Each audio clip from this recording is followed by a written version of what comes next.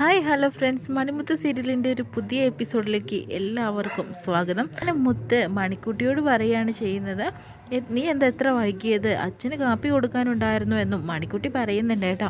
എന്തായാലും നീ ഇവിടെ വന്നേ, നീ എൻ്റെ ഷൂ ഒന്ന് തുടച്ച് പോളിഷ് ചെയ്ത് താ എന്ന രീതിയിലൊക്കെ പറയുമ്പോൾ, അത് ഞാൻ നേരത്തെ ചെയ്തു വെച്ചതാണ് മുത്തേ, പിന്നെ എന്തിനാ നീ ഇങ്ങനെ വാശി പിടിക്കുന്നത് എന്നൊക്കെ പറയുന്നുണ്ട്. എന്നാൽ എൻ്റെ ലഞ്ച് ബോക്സ് എടുത്തുകൊണ്ട് വാ, നിനക്കൊരു പണിയാവട്ടെ. എന്താ മുത്തേ ഇങ്ങനെ, ഞാൻ എന്നാൽ പിന്നെ ഇതെല്ലാം തന്നെ ചെയ്തിട്ട് ഞാൻ സ്കൂളിൽ പോവാം, നീ ഇവിടെ ഇരുന്നോ എന്ന് പറയുകയാണ്. നീ കൂടുതൽ സംസാരിക്കുന്നു വേണ്ട മണിക്കുട്ടി, നീ പോയി എടുത്തോണ്ട് വാടി എന്ന് പറയുന്നുണ്ട് കേട്ടോ. അങ്ങനെ മണിക്കുട്ടി ലഞ്ച് ബോക്സ് എടുത്തുകൊണ്ട് വരുന്നു, എന്നിട്ട് ബാഗിനകത്താക്കുന്നുണ്ട്. ഈ ഷൂവിൻ്റെ ഷൂ ഒക്കെ ഒന്ന് ഇട്ടുതാ, എനിക്ക് സോക്സ് ഇട്ടുതാ ഫസ്റ്റ് എന്നൊക്കെ പറയാട്ടോ ചെയ്യുന്നത്. അങ്ങനെ മണിക്കുട്ടി കൊണ്ട് ആ ഷൂവും അതുപോലെ തന്നെ സോക്സൊക്കെ ഇടിപ്പിക്കുന്നുണ്ട് കേട്ടോ. ഇതെല്ലാം തന്നെ കണ്ടുകൊണ്ട് വരിക കേട്ടോ ഉമ വരുമ്പോഴത്തേനും എന്താ ഇവിടെ നടക്കുന്നത് എന്നൊക്കെ ചോദിക്കുന്നുണ്ട് കേട്ടോ. അപ്പം മുത്തും മണിക്കുട്ടി കാര്യം മനസ്സിലായി. മുത്ത് പറയുന്നുണ്ട്, നിങ്ങളാരാ, നീ ആരാ ഇതൊക്കെ മണിക്കുട്ടിയെ കൊണ്ട് ചെയ്യിപ്പിക്കാൻ? സ്കൂളിൽ പോകുന്ന കുട്ടികൾ തനിച്ച് തന്നെ എല്ലാ കാര്യങ്ങളും ചെയ്യണം, അല്ലാതെ മറ്റൊരാളെ ഏൽപ്പിക്കുകയല്ല ചെയ്യേണ്ടതെന്നൊക്കെ മുത്തിനോട് പറയുക കേട്ടോ ചെയ്യുന്നത്. അപ്പോൾ അത് നിങ്ങളൊന്നും അന്വേഷിക്കേണ്ട കാര്യമില്ല എന്നൊക്കെ പറയുന്നുണ്ട്. മണിക്കുട്ടി ഇനി നിനക്ക് വേണ്ടി ഒന്നും ചെയ്യില്ല, ഞാൻ മണിക്കുട്ടിയുടെ ട്യൂഷൻ ടീച്ചറാണെന്നൊക്കെ പറയുക കേട്ടോ ചെയ്യുന്നത്. കെയർ ടേക്കറായിട്ട് വരികയാണ് എന്ന രീതിയിലും കൃഷ്ണയുടെ കെയർ ടേക്കറാണെന്ന രീതിയിലൊക്കെ പറയുക കേട്ടോ ചെയ്യുന്നത്. ഇതെല്ലാം തന്നെ കേട്ടുകൊണ്ട് വരുന്ന ജയമോഹിനി ആകെ അമ്പരന്നിട്ട് വരിക കേട്ടോ ചെയ്യുന്നത്. കെയർ ടേക്കർ, നല്ല കാര്യമായി, എല്ലാം ഇപ്പം കാണാം എന്നൊക്കെ പറയുക കേട്ടോ ചെയ്യുന്നത്. മനസ്സിലിങ്ങനെ പറയുന്നുണ്ട് കേട്ടോ. എന്തായാലും അടുത്തേക്ക് വരിക കേട്ടോ ചെയ്യുന്നത്. പിന്നീട് നീ ആരാണ് എന്ന് ചോദിക്കുമ്പോഴത്തേനും ഞാൻ കെയർ ടേക്കർ ആണെന്ന് പറയുന്നു കൃഷ്ണയുടെ. അതുപോലെ തന്നെ മണിക്കുട്ടിയുടെ ട്യൂഷൻ ടീച്ചറും കൂടി ആണെന്ന് പറയുക. മണിക്കുട്ടിയുടെ ട്യൂഷൻ ടീച്ചർ, ഇവൾക്ക് എന്തിനാ ട്യൂഷൻ? സ്കൂളിൽ ഒന്നും പോകുന്നില്ല, പഠിക്കുമില്ല, ഇവിടെ അടുക്കള പണിയായിട്ട് നിൽക്കുന്നവളാണ്, ഇവൾക്ക് എന്തിനാ പഠിക്കുന്നത്? അതൊന്നും നിങ്ങൾ അറിയേണ്ട കാര്യമില്ല, ഞാൻ ഇതിന് വേണ്ടിയിട്ടാണ് വന്നത്, അത് ചെയ്തിട്ടേ ഞാനിവിടെ നിന്ന് പോകുള്ളൂ എന്നൊക്കെ പറയാം കേട്ടോ ചെയ്യുന്നത്.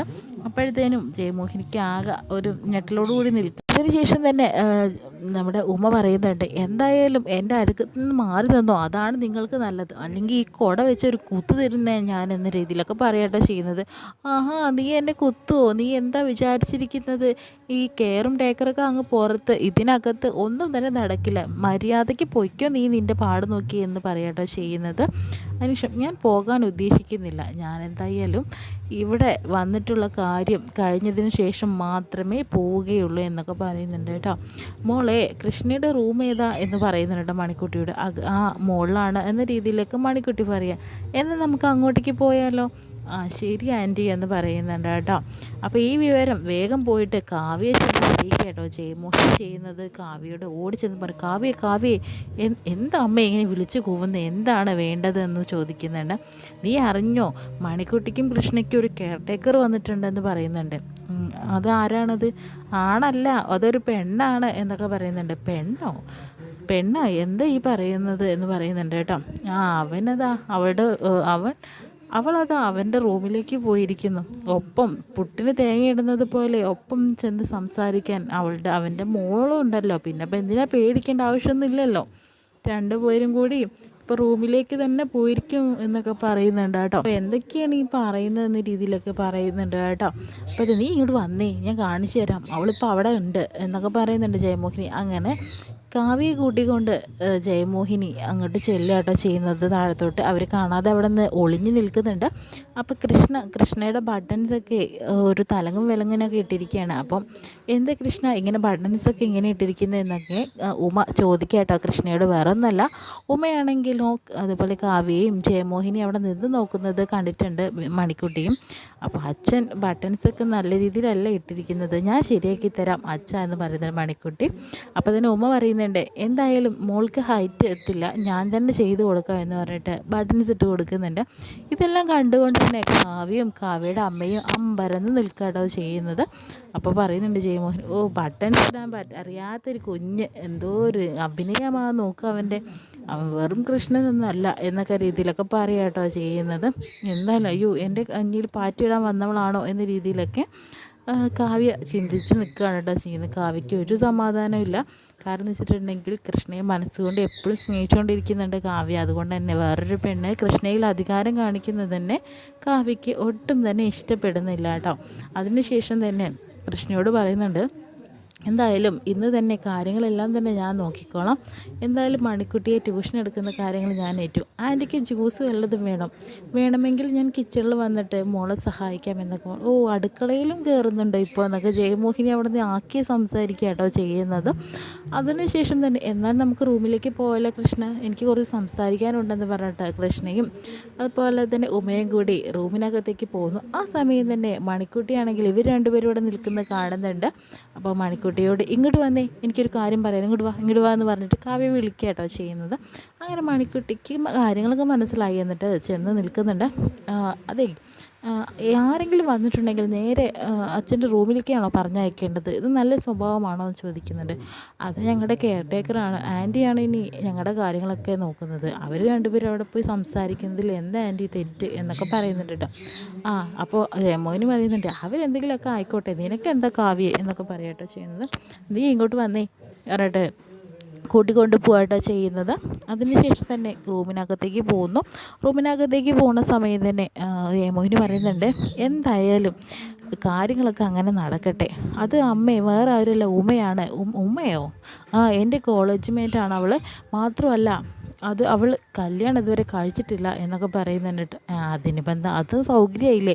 എന്തായാലും ഇപ്പോൾ ഒറ്റയ്ക്ക് വന്ന ആൾ ഇനി അച്ഛനെയും മകളെയും കൂട്ടിക്കൊണ്ട് പൊക്കോളൂ എന്ന് പറയുന്നത്. എന്തൊക്കെയാണ് അമ്മ പറയുന്നത്? അതിന് നിനക്കെന്താ, നീ എന്തെങ്കിലും ടെൻഷനാവുന്ന കാവ്യ എന്നൊക്കെ പറയുന്നത്. അതൊന്നല്ല, ഒന്നുമില്ല. പക്ഷേ എന്നാലും ഒരു വീട്ടിലേക്ക് ഇങ്ങനെയൊക്കെയാണോ വരേണ്ടത്?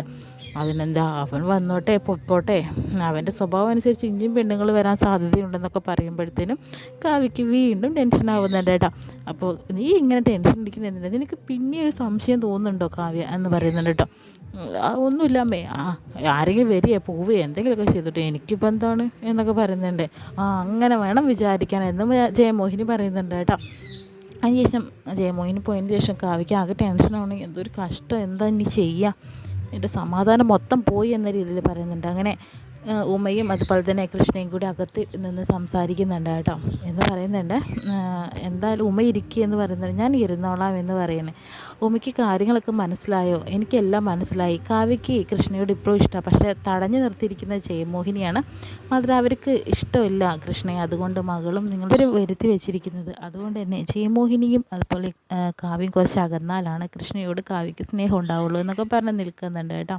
എന്തായാലും ഫസ്റ്റ് തന്നെ ഉമ ചെയ്ത കാര്യം നന്നായി. ഞാൻ വിചാരിച്ചു അത് കടുത്ത കൈയായി പോയി എന്നുള്ളത്. ഒരിക്കലില്ല, ഇപ്പോൾ കാവ്യയുടെ മനസ്സൊന്ന് ഇളകിയിട്ടുണ്ടെന്ന് എനിക്ക് മനസ്സിലായി എന്ന് പറയുന്നു. അതിനുശേഷം തന്നെ മണിക്കുട്ടി ഓടിക്കൊണ്ട് വരുന്നുണ്ട്. ഒരു ഗുഡ് ന്യൂസ് ഉണ്ടെന്ന് പറയുന്നുണ്ട്. എന്താ മോളെ? കാവ്യ ആൻറ്റി എന്നെ വിളിച്ചിട്ട് അച്ഛൻ്റെ റൂമിൽ എന്തിനാണ് ഉമയെ പറഞ്ഞയക്കുന്ന രീതിയിൽ എന്നോട് പറഞ്ഞു കേട്ടോ. അപ്പോൾ തന്നെ കാവ്യ ആൻറ്റിക്ക് ഒരു ഇഷ്ടവുമില്ല ഉമ ആൻറ്റി ഇവിടെ വന്നത് എന്നൊക്കെ പറയുന്നുണ്ട് കേട്ടോ. അപ്പോൾ എന്തായാലും കാവ്യ ഇന്ന് തന്നെ എന്നെ അടിച്ച് പുറത്താക്കുമോ എന്ന് ചോദിക്കുന്നുണ്ട്. ആൻറ്റി ഇവിടുന്ന് പോവുമോ എന്ന് ചോദിക്കുന്നുണ്ട്.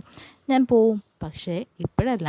കാവ്യ ഈ റൂമിൽ വന്നിട്ട് എൻ്റെ ഭർത്താവിൻ്റെ കാര്യങ്ങളെല്ലാം തന്നെ ഞാൻ തന്നെ നോക്കിക്കോളാം എന്ന് പറയുന്ന ആ ദിവസം ഉമ ഇവിടെ നിന്ന് പോകുമെന്ന് പറയുന്നു. എന്നാൽ പോരെ എന്ന് പറയുമ്പോൾ മണിക്കുട്ടിക്ക് സന്തോഷമാവുന്നുണ്ട്. അതിനുശേഷം തന്നെ കാവ്യ പുറത്ത് നിൽക്കുന്നുണ്ട് കേട്ടോ. ഒന്ന് ഉള്ളിൽ പോയി നോക്കിയാലോ, എന്തെങ്കിലും എടുക്കാൻ വേണ്ടിയിട്ട് ഉള്ളിൽ പോയി നോക്കിയാൽ കാര്യങ്ങളൊക്കെ അറിഞ്ഞു വരാമായിരുന്നു. വല്ലാത്തൊരു സമാധാനക്കേടായി, ഇത്ര നേരമായി അകത്തിരുന്ന് സംസാരിക്കുന്നു. ആ സമയത്ത് തന്നെ ഉമ പുറത്തേക്ക് വരുന്നുണ്ട്. കാവ്യ ഇവിടെ ഉണ്ടായിരുന്നോ, എന്തോ ഉമ്മ എന്തൊക്കെയുണ്ട് പിന്നെ എന്നൊക്കെ ചോദിക്കുന്നുണ്ട് കേട്ടോ. അപ്പോൾ അല്ല ഒന്നുമില്ല, ഉമ ഇപ്പോൾ കല്യാണം കഴിച്ചിട്ടുണ്ടായിരുന്നു. എനിക്കതിനോട് താല്പര്യമില്ലെന്ന് കാവ്യയ്ക്ക് അറിയാലോ, ഞാൻ കല്യാണമൊന്നും കഴിക്കില്ല എന്നൊക്കെ പറയാട്ടോ ചെയ്യുന്നത്. എന്നാൽ നടക്ക്, നമുക്കൊന്ന് സംസാരിക്കാം എന്ന് പറഞ്ഞിട്ട് കാവ്യയെ കൂട്ടിക്കൊണ്ട് പോവാട്ടോ ചെയ്യുന്നത്. കൃഷ്ണയ്ക്കും മണിക്കൂട്ടിക്കും ഒരു കെയർ ടേക്കറിൻ്റെ ആവശ്യമുണ്ട്, അതിന് വേണ്ടിയിട്ടാണ് ഞാനിവിടെ വന്നിട്ടുള്ളത്. അവരുടെ കാര്യങ്ങളെല്ലാം ഞാൻ ഇനി ശ്രദ്ധിച്ചോളാം എന്ന് പറയാട്ടോ ചെയ്യുന്നത്. കൃഷ്ണയും കാവ്യയും തമ്മിലുള്ള പ്രശ്നങ്ങളൊക്കെ ഞാൻ അറിഞ്ഞിട്ട് തന്നെയാണ് വന്നത് എന്നൊക്കെ പറയുന്നു. അന്വേഷണത്തിന് മണിക്കുട്ടിക്ക് ഇവിടെ ഒരു ട്യൂഷൻ്റെ ടീച്ചറിൻ്റെ ആവശ്യമൊന്നുമില്ല, അതിൻ്റെ ആവശ്യമൊന്നും ഇല്ല എന്നൊക്കെ പറയട്ടോ. അങ്ങനെ ഉമയെ ഒഴിവാക്കാനുള്ള പരിപാടിയൊക്കെ കാവ്യ ചെയ്തുകൊണ്ടിരിക്കട്ടോ ചെയ്യുന്നത്. ഇത്രയും കാണിച്ചുകൊണ്ടാണ് ഇന്നത്തെ എപ്പിസോഡ് വിശേഷം കഴിയുന്നത്.